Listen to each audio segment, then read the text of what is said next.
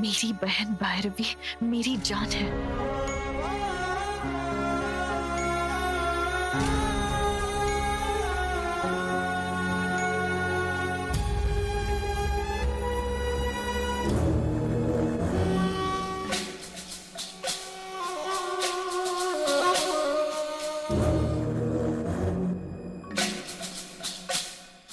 बहुत कष्ट उठाकर मुझे एक बात पता चली है। मैंने जो पता लगाया है मैं किसी को बता नहीं सकता और बताए बिना रह भी नहीं सकता।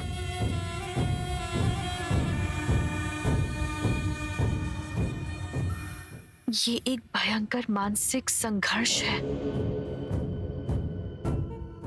ये मानसिक संघर्ष सहना मुझसे हो नहीं रहा है। मेरा दुख बांटने के लिए, भैरवी को बताने के लिए मैंने बहुत बार सोचा, पर मेरी बहन को अगर ये बातें बताऊंगा तो वो भी मेरी तरह टेंशन लेगी। इस बात से डर रहा हूं।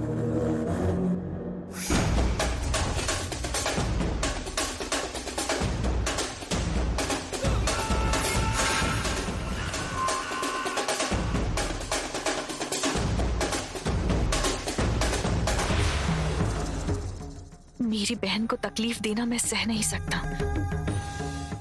सुबह होते ही मेरी बहन अमेरिका चली जाएगी। मैं जिस स्थिति में हूँ उसमें मैं प्यार से बात नहीं कर पा रहा। मैं अपने दुख को उसे बता नहीं पाया, इसलिए मैंने गुस्सा किया।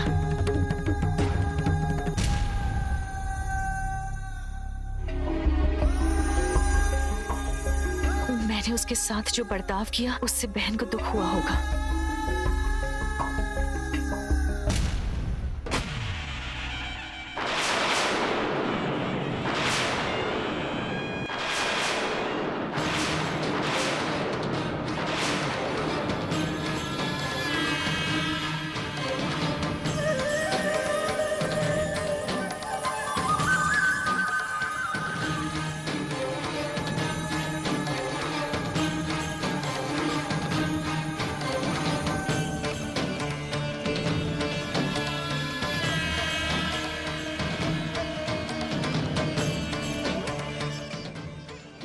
Yes, I got it.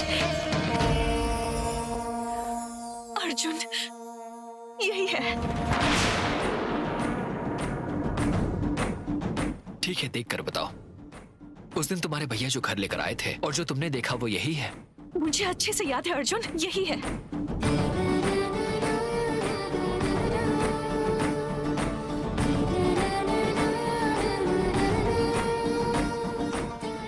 तुम्हारे भैया घर पर जो हथियार लेकर आए थे उसके बारे में इस डायरी में लिखा था। मतलब इस हथियार और तुम्हारे भैया के लापता होने का कोई तो संबंध है।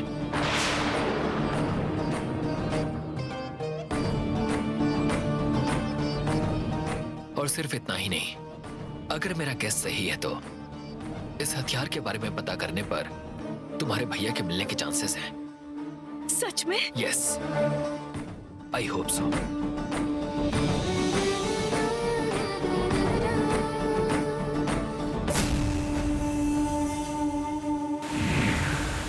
बोलिए शास्त्री जी। मूर्ति की स्थापना स्कंद षष्ठी के दिन करने के लिए सोचा था, अच्छी बात है, पर हम सबको एक धर्म संदेश आया है। उसी विषय पर आपसे बात करना चाहता हूँ। बताइए आप, क्या है वो विषय? मूर्ति की स्थापना जहाँ मूर्ति प्रकट हुई है वहां करें या फिर 2 महीने पहले स्वयं प्रकट होने वाला वेला युद्ध के पास स्थापना करें, यही हमारा संदेह है।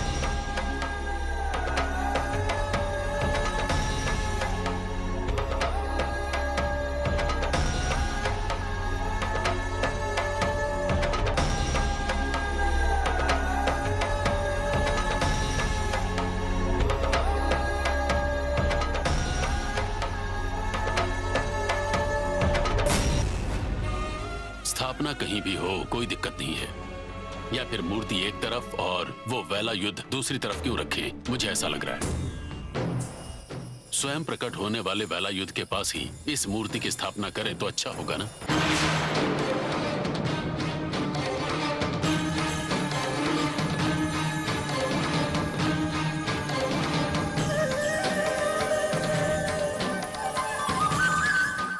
बस 2 महीने पहले ही स्वयं प्रकट हुआ है कह रहे हैं तो पक्का ये वही होगा जो तुम्हारे घर पर था। पता नहीं। कृष्णकांत जी ने जो कहा वो सही तो है ना शास्त्री जी? ऐसा करेंगे तो अच्छा होगा शास्त्री जी। जैसा आपने कहा वैसा ही करेंगे, चलते हैं। इतनी जल्दी क्यों जा रहे हैं? कॉफी पीकर जाइए। नहीं चाहिए। शास्त्री जी,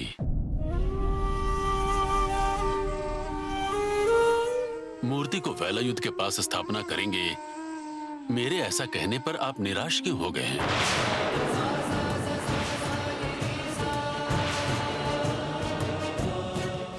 मैं जानता हूं 2 महीने पहले जब वेला युद्ध मिला था उस दिन मेरे बेटे के साथ साथ आपका बेटा भी लापता हो गया था।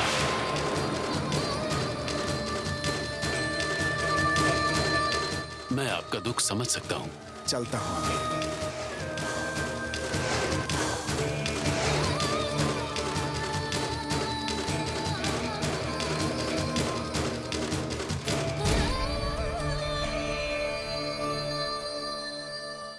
बताता हूं, चलो।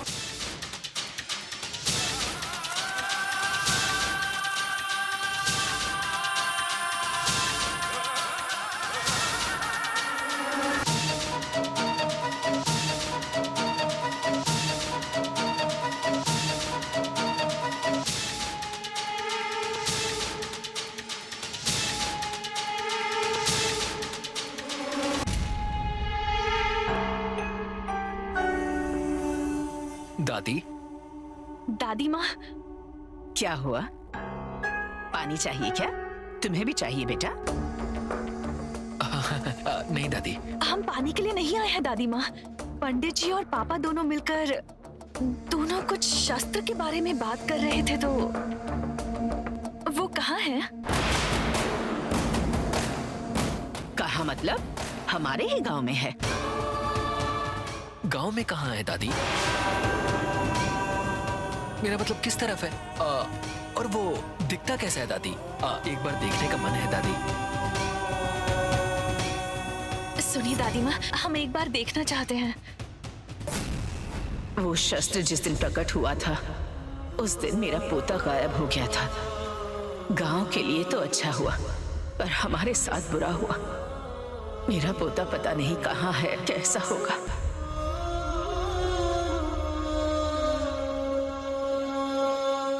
दादी माँ बात क्यों नहीं कर रही हैं?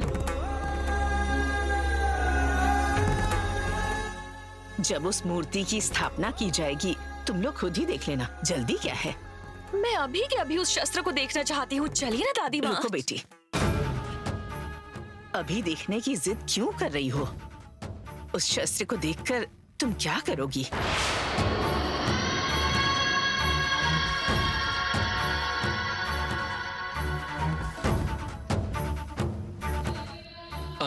दादी, स्थापना जब हो जाएगी तब देख लेंगे। अभी देखकर क्या करेंगे? सही कहा ना? ठीक रहेगा ना दादी? हाँ ठीक है, ठीक है। ठीक है, हम लोग तभी देख लेंगे।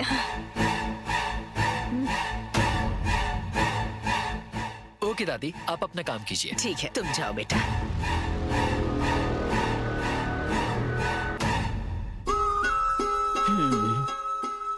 पहले तो ये भगवान पर भरोसा नहीं करती थी और अब अचानक से भक्ति जाग उठी है इसमें।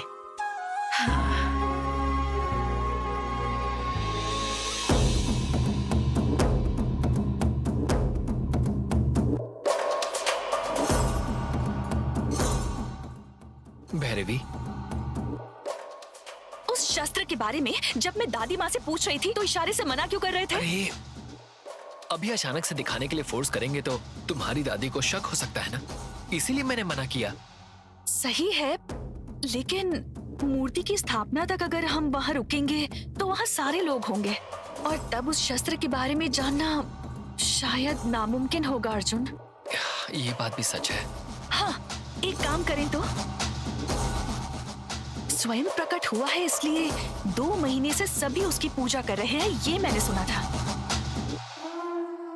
मतलब गांव वालों को वो शस्त्र कहाँ है ये अच्छे से पता है। गांव में जाकर अगर किसी को पूछेंगे तो वो बताएंगे ना।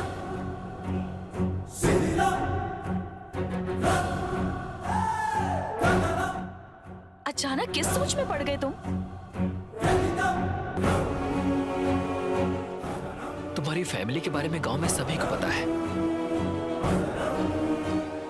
अगर हमने हथियार के बारे में किसी से पूछा और अगर उसने तुम्हारे घर पर बता दिया तो घर वालों को तुम पर शक हो सकता है।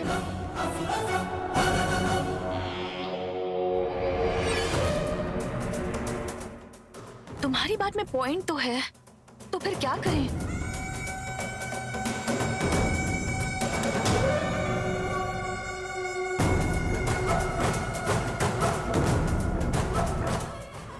हमें किसी भी तरह वो कहाँ है ये जानना होगा।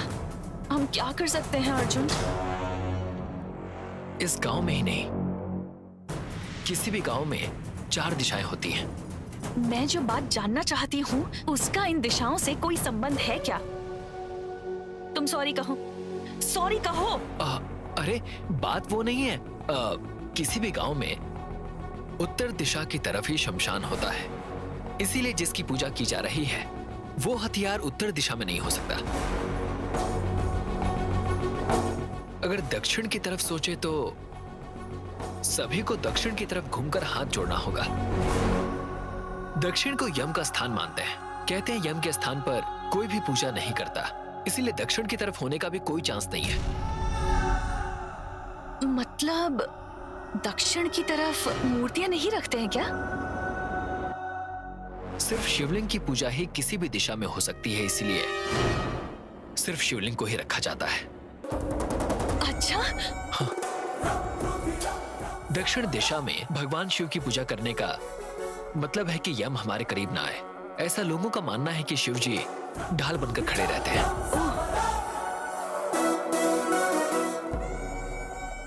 पूर्व दिशा में गांव की दहलीज से लेकर तुम्हारे गांव नागावरम आने का रास्ता है और हम भी उसी रास्ते से आते जाते हैं।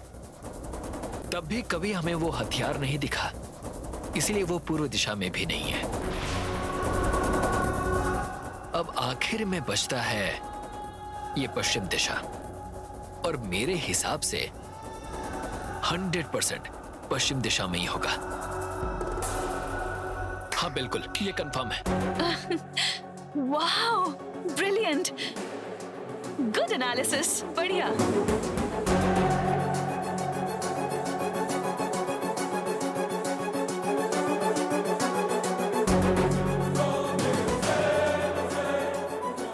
एरिया कंफर्म हो गया है, इसलिए अगर हम जाकर देखें तो जरूर नजर आ जाएगा। चलो हम चलते हैं। या श्योर, कम।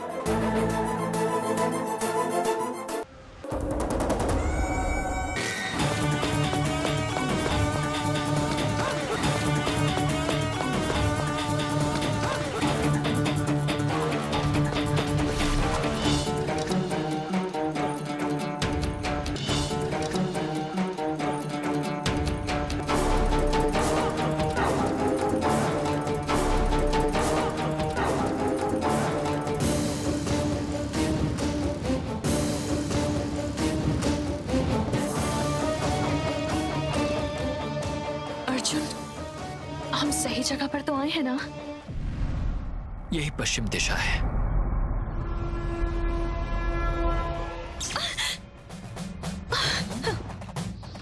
क्या हुआ? वो मेरा पैर।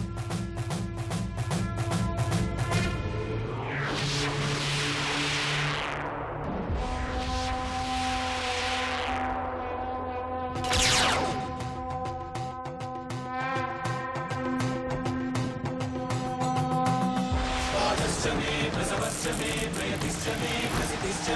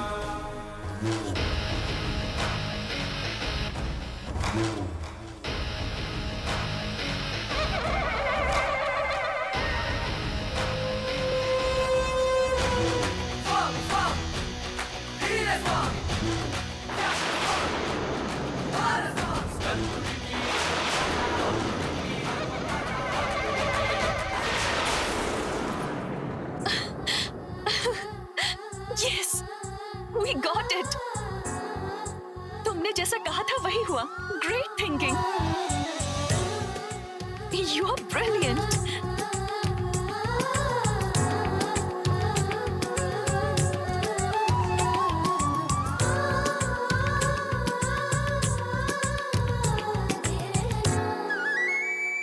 ब्रिलियंट मैं नहीं हूं, ब्रिलियंट तुम्हारा भाई है। तुम्हारे भाई ने इसी तरह सोचा होगा, मैंने तो बस गेस किया था।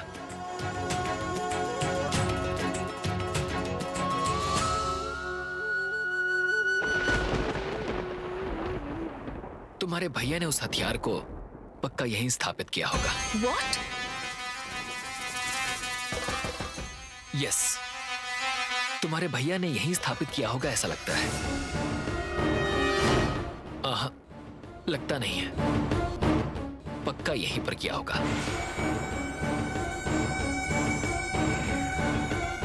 मेरे भैया ने किया है? कैसे बोल सकते हो ये? तुम्हारे गांव के रीति रिवाज, परंपराएं गांव के सभी लोग जानते हैं और यहाँ से कोई निकाल ना सके, इसीलिए इसे यहाँ पर स्थापित किया और ये स्वयं प्रकट हुआ था ऐसा सबको बताया। अगर भैया ने नहीं किया है तो कार्तिकेय की मूर्ति और उसके साथ रहने वाला हथियार हमें दूसरी जगह क्यों मिलता?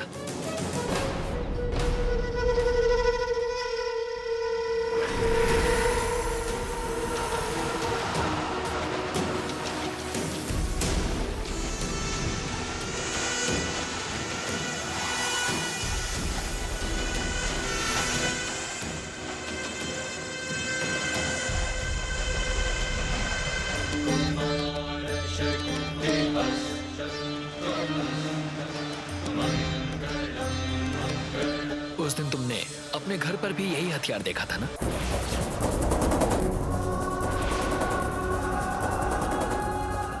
बिल्कुल वैसा ही हथियार हम यहां देख रहे हैं। मतलब इस हथियार का और तुम्हारे भैया का कोई तो संबंध जरूर है। मुझे लगता है कि तुम्हारे भैया सेफ होंगे। सेफ है तो वापस आना चाहिए था ना। घर पर नहीं आए तो कहाँ होंगे? क्या कर रहे होंगे? शायद वो वापस आने की सिचुएशन में नहीं होंगे। तुम्हारे भैया मर चुके हैं, इस बात का कोई सबूत नहीं है। इसका मतलब तुम्हारे भैया जिंदा हैं, पर जिंदा होकर भी घर पर वापस नहीं आए और कहीं दिखे भी नहीं। मतलब there must be something wrong. There is some reason behind it. क्या हो सकता है वो रीजन? पॉइंट नंबर 1, मान लेते हैं कि तुम्हारे भैया का मानसिक संतुलन बिगड़ा और वो कहीं चले गए। तुम्हारी बातों के मुताबिक और मेरे अंदाजे के अनुसार तुम्हारे भैया काफी होशियार हैं, यानी मेंटली बहुत स्ट्रांग होंगे। सो वैसा कुछ होने के चांसेस तो नहीं है। Point number 1 ruled out. Point number 2, शायद किसी कारण की वजह से वो किसी को दिखाई ना दे रहे हो, इसलिए अंडरग्राउंड भी हो सकते हैं। तुम्हारे भैया होशियार होने के साथ बहुत हिम्मत वाले भी हैं, तभी तो खतरा है ये बात जानते हुए भी जो कोई नहीं जान पाया उस रहस्य को जानने की कोशिश कर रहे थे। तो ऐसे लोग किसी से डर कर छुपते नहीं हैं। सो पॉइंट नंबर 2 भी रूल्ड आउट। पॉइंट नंबर 3, तुम्हारे भैया को जिस रहस्य के बारे में पता है वो जानने के लिए किसी ने उन्हें किडनैप किया होगा। वो तुम्हें जान से भी ज्यादा चाहते हैं, फिर भी वो तुम्हें कुछ नहीं बता पाए, यानी सच्चाई उन्हें भी पता नहीं होगी। बताने पर मार दिया जाएगा ये जानते हुए भी अपनी जान की परवाह किए बिना जिस रहस्य को जानना चाहते थे वो किसी को बताएंगे, ऐसा तो नहीं लगता। और वो रहस्य क्या है ये जाने बिना वो लोग तुम्हारे भैया को नहीं मारेंगे। सो तुम्हारे भैया पक्का जिंदा है। मेरे भैया जिंदा है, इस बात का मुझे यकीन है। इस यकीन को सही साबित करने के लिए thank you Arjun, thank you so much.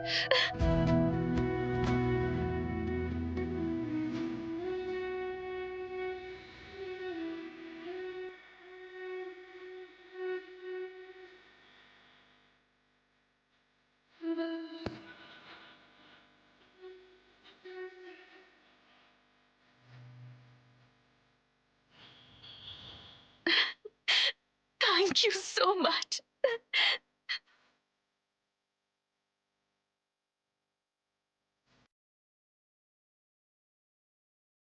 और एक बात जानती हो, जिस तरह तुम्हारे भैया के बारे में तुम जानने की कोशिश कर रही हो, तुम्हारे भैया भी पक्का तुमसे मिलने की कोशिश कर रहे होंगे।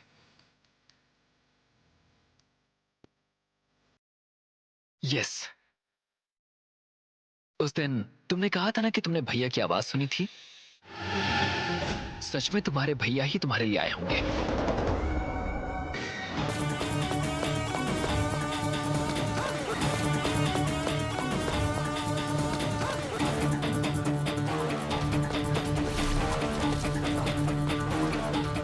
तुम्हारे भैया को देखने से पहले ही जिन्होंने तुम्हारे भैया को किडनैप किया था उन लोगों ने फिर से उन्हें बंधक बना लिया होगा।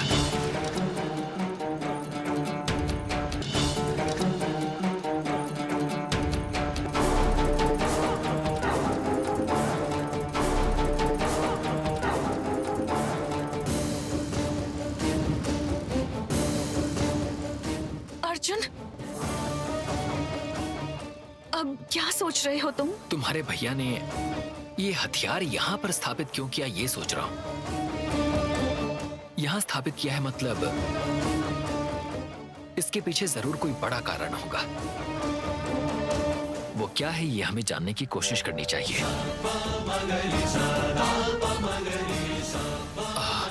ठीक है, चलो यहां से। यहां ज्यादा देर रुकना ठीक नहीं होगा। चलो यहां से।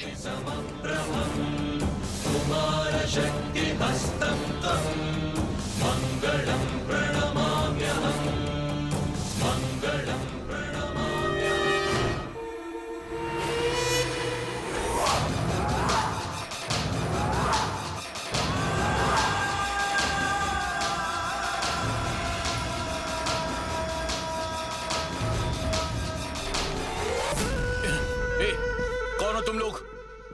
मैं पूछता हूँ कि कौन हो तुम लोग और ये क्या कर रहे हो? मुझे कहाँ लेकर जा रहे हो? जवाब दो, बोलो कौन हो तुम लोग? कहाँ लेकर जा रहे हो? मुझे जवाब दो, मुझे बोलो कहाँ लेकर जा रहे हो? मैं पूछता हूँ कि कौन हो तुम लोग? बोलो मुझे, कौन हो तुम लोग?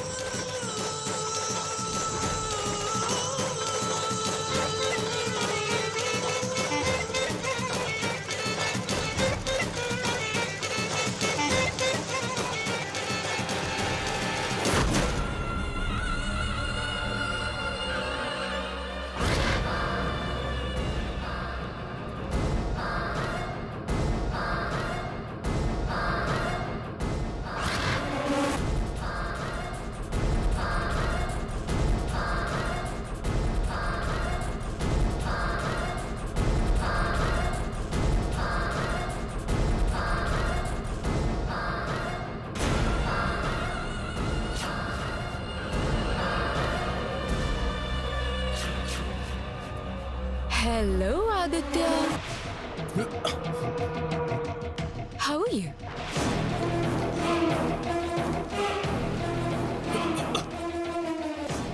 कि कितनी बार पूछा, फिर भी कुछ नहीं बताया। कितनी बार तुम्हें डराया मैंने, फिर भी तुम डरे नहीं। पिछले 2 सालों से एक ही डायलॉग रिपीट कर रहे हो तुम। वो कार्तिकेय स्वामी देख लेंगे ऐसा बोल रहे थे ना? तुम्हारे कार्तिकेय स्वामी है ना? देखो।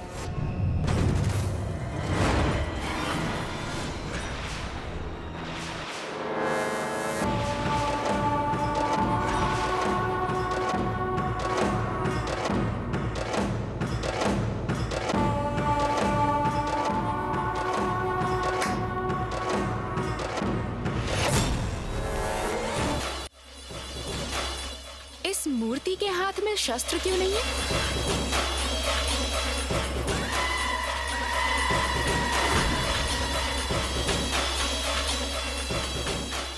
मुझे क्या पता? तुम यही कहोगे मुझे अच्छे से पता था। जो सोचा था तुमने वही कहा। गुड।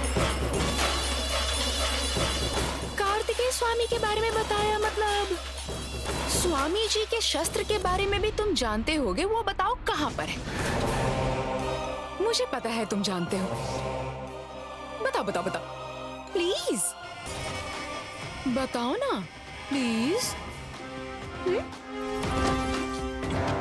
ऐसे प्यार से पूछूंगी तो भी नहीं बताओगे तुम, मुझे जानती थी। जब तुम जानती हो तो बेकार में सवाल पूछ के टाइम की बर्बाद कर रही हो।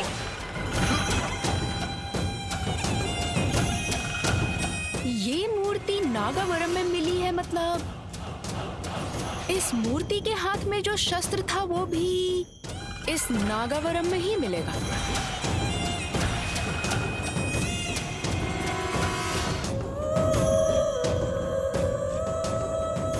Am I right? मैं जानती हूँ कि तुम बहुत ज्यादा ब्रिलियंट हो।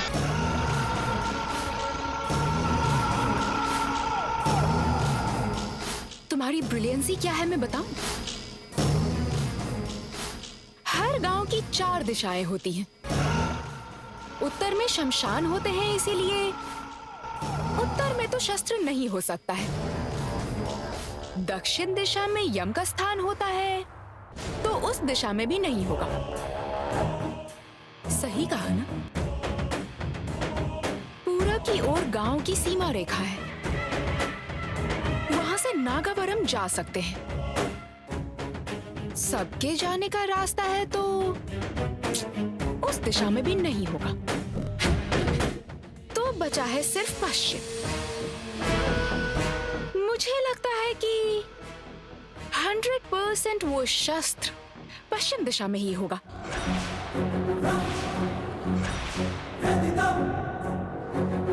सही कहा ना?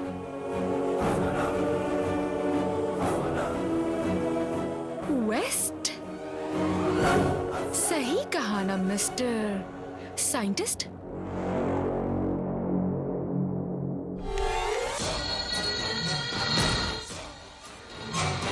जो तुमने छिपा कर रखा है और जो मुझे चाहिए,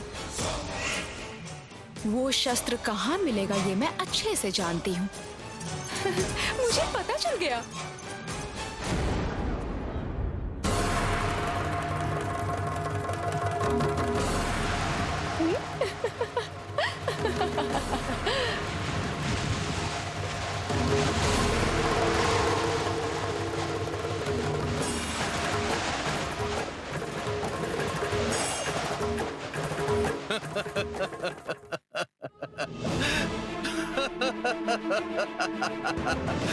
तुम्हारी होशियारी को हैट्स ऑफ।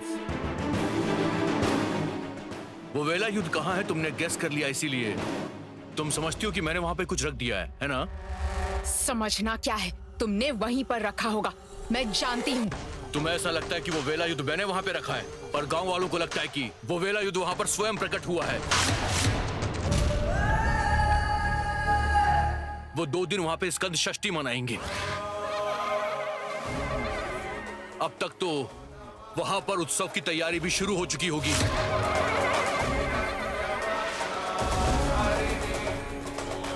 अगर अब तुमने उसे हाथ भी लगाया ना तो गांव वाले तुम्हें काट कर रख देंगे।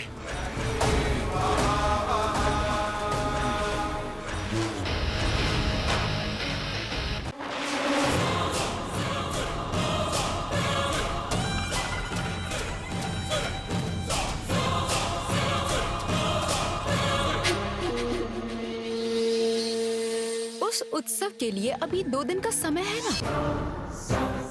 इतना समय मेरे लिए काफी है।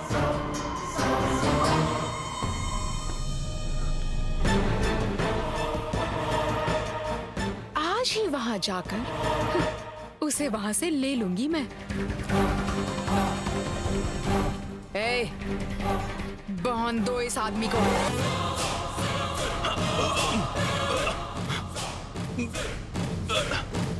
ये सानवी के हाथ नहीं लगना चाहिए।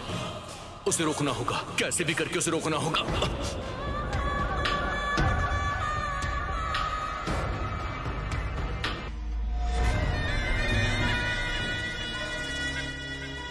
वरदान देने वाली आप हो, मेरा विरोध करोगी सोचा नहीं था। अनुग्रह करने वाली आप ही मुझे वंचित करोगी सोचा नहीं था। क्या यही न्याय है आपका? आशाओं को सफल करोगी ये सोचकर, दिन रात आपकी आराधना की, पूजा की, कठोर दीक्षा से कई सालों तक आपकी उपासना की, और उसके बदले में आपने मुझे क्या दिया? मेरी हार ही ना।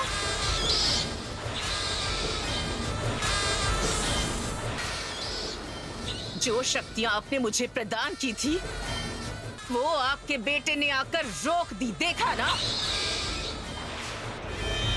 मेरी शक्तियां और महिमा कोई काम नहीं आई।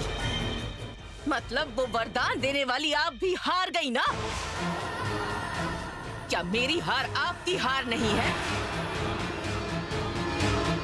अनुभवहीन व्यक्ति, भूख ना मिटाने वाली वृत्ति, मोक्ष ना दिलाने वाली मुक्ति, सुकून ना देने वाली भक्ति, दूसरों के काम ना आने वाली युक्ति, बिना महिमा की शक्ति, प्यास ना बुझाने वाले पानी की तरह है। आपकी उपासना करके प्राप्त की हुई शक्तियां मेरे काम नहीं आएंगी तो मेरा जीना बिल्कुल बेकार है। जैसे मैंने अपनी जिंदगी आपको अर्पण की है, उसी तरह अपने प्राण भी आपको अर्पण कर दूंगी मैं।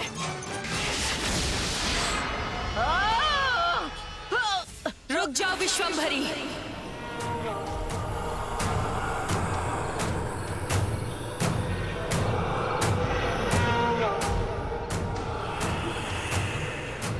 आत्महत्या करना घोर पाप है, तुम नहीं जानती क्या? हार की वजह से अपमान की अग्नि में जल रही हूँ। उसके बावजूद आपके बारे में सोचती रहूं क्या?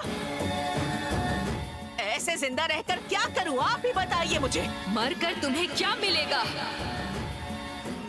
शक्ति स्वरूपिणी हो, इसलिए नीति नियमों की बातें तो करोगी ही। जिंदा रहकर क्या प्राप्त किया है जो मरने के बाद प्राप्त करूंगी? बताइए मुझे, बताइए माँ, बताइए। मुझे यौवन प्रदान करने के लिए कहा तो काल चक्र के विरुद्ध है, काल धर्म के विरुद्ध है, ऐसा कहकर बातें सुनाई। और अब मैं खुद उसे प्राप्त करना चाहती हूँ तो बीच में बाधा बन रही है। तो अब मुझे क्या करना चाहिए? बताइए मुझे, क्या करूँ? आधाश्रम मार्कंडेय के कहने के मुताबिक वो मार्कंडेय भी सदा के लिए जीवित रहना चाहते थे। तो क्या उनकी इच्छा मोह नहीं है? वो गलत नहीं है क्या? वो स्वार्थ नहीं है क्या? तो फिर उन्हें क्यों प्रदान कर दिया? मुझे प्रदान करने में क्या आपत्ति है? ये वाद विवाद किस लिए है? उनकी भक्ति कितनी सच्ची थी ये मैं नहीं जानती, कितनी अपार थी ये भी नहीं जानती, पर मेरी भक्ति कितनी सच्ची है ये साबित करने के लिए आपके सामने सिर काटकर खुद को समर्पित कर दूं क्या? रुक जाओ विश्वम्भरी। बात उनकी हो या तुम्हारी या फिर किसी और की भी हो, भक्तों के भक्ति के आगे भगवान हमेशा उनके दास बनते हैं। लेकिन तुम जिस तरह पाना चाहती हो वो भक्ति नहीं है। भक्ति के आड़ में तुम स्वार्थ सिद्ध करना चाहती हो। अमरता का वरदान पाकर तुम पूरी दुनिया को अपने पैरों के नीचे कुचलना चाहती हो। इसी कारण तुम्हारी ये इच्छा कभी नहीं पूरी होगी। जीवों को भूख लगना और नींद आना जितना सहज है, उतना ही आशा के लिए स्वार्थ और दुराशा का होना भी सहज है। बिना मंत्र की पूजा, बिना तंत्र का युद्ध, बिना यंत्र के जीवन, उसका कोई अर्थ नहीं होता। मैं भी जानती हूँ ये विश्वम्भरी इतनी आसानी से हार नहीं मानेगी। मैं पूरा प्रयत्न करूंगी और जो चाहिए वो प्राप्त करके ही रहूंगी, प्राप्त करके रहूंगी।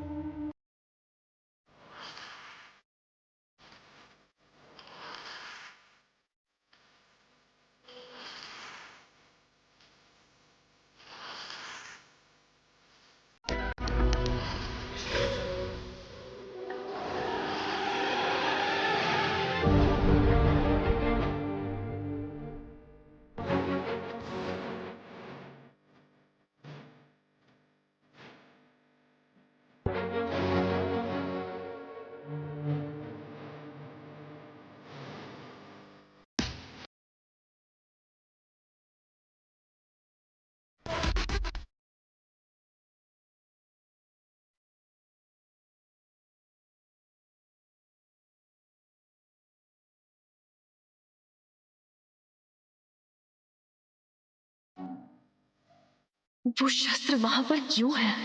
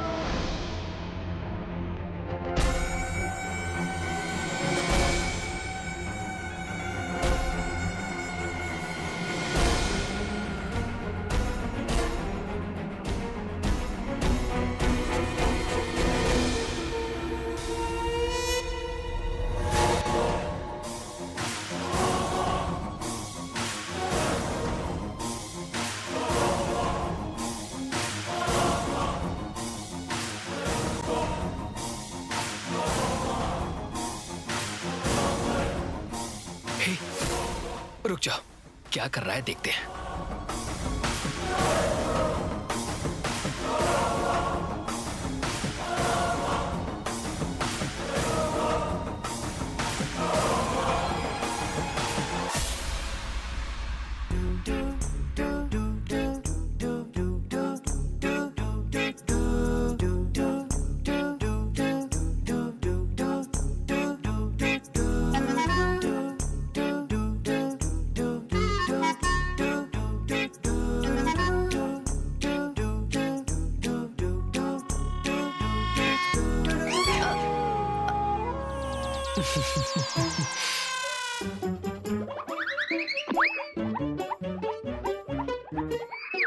क्या बात है शिवा, क्या कर रहे हो? वो मैं बस ऐसे ही। तुम जो भी कर रहे थे हमने देख लिया। चॉकलेट्स को गड्ढे में छिपाया था और अब उसे खा रहे हो?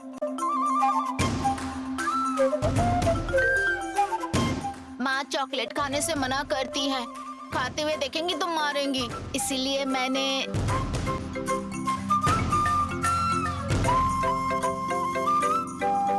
इसीलिए चॉकलेट को गड्ढे में छिपाया था? तुम्हारी मम्मी को बताती हूँ। मैं भी दादाजी को बताऊंगा। क्या बताओगे? आप दोनों को कई बार टेंट में बात करते हुए देखा है, यही बताऊंगा।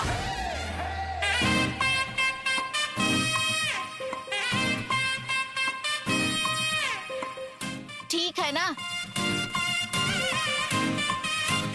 अगर आप लोग मेरे बारे में नहीं बताएंगे तो मैं भी आप दोनों के बारे में नहीं बताऊंगा।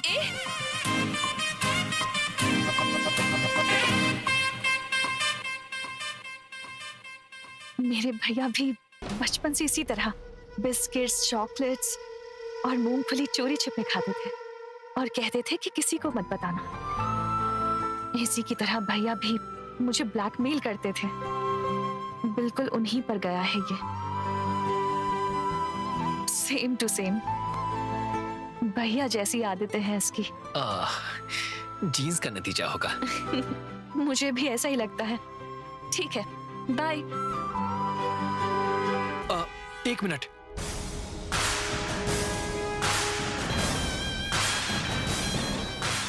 तुम्हारे भैया किसी को बताए बिना चीजें गड्ढे में छुपा कर रखते थे।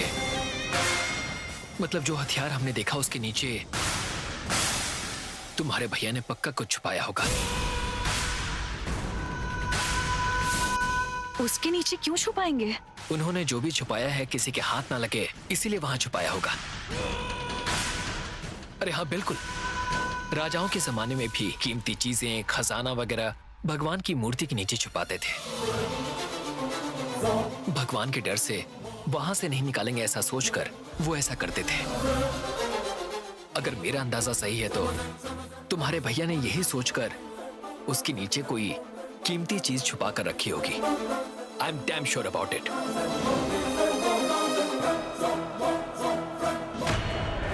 मूर्ति की स्थापना की पूजा होते ही वहां मंदिर का काम शुरू हो जाएगा। उसके बाद वहां क्या रखा है ये हम नहीं जान पाएंगे। सो हम आज रात को ही जाकर देखते हैं। चलो अभी जाकर देखते हैं। तुम्हारे गांव में पूर्णिमा के दिन बाहर निकलने पर 100 करोड़ की सजा मिलती है। अब अगर ऐसे में वहां किसी ने हमें गड्ढा खोदते हुए देख लिया तो हम दोनों को ही इस गांव से पक्का निकाल देंगे।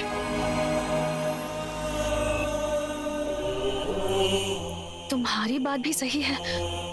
ठीक है, रात को ही जाते हैं।